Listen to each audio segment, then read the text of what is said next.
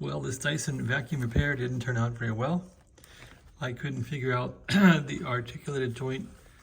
I got this one figured out where the wire went through here just fine. That's where it broke in the first place.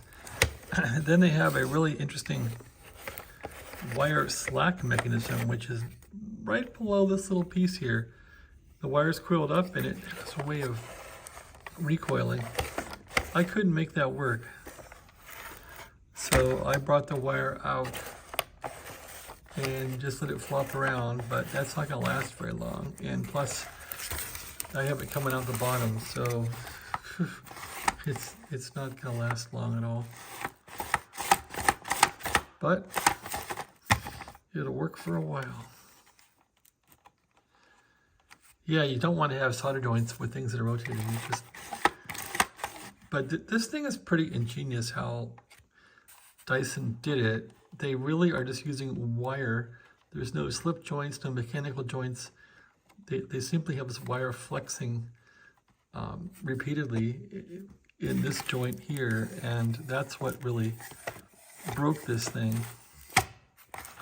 So I attempted to replace the wire that was in here with my own wire. I was able to get up into here and bring this wire down, and sure enough, here it is. And these are the existing wires. This is what I brought down through the knuckle here and the articulated joint. But then I was tugging on this and broke that off accidentally.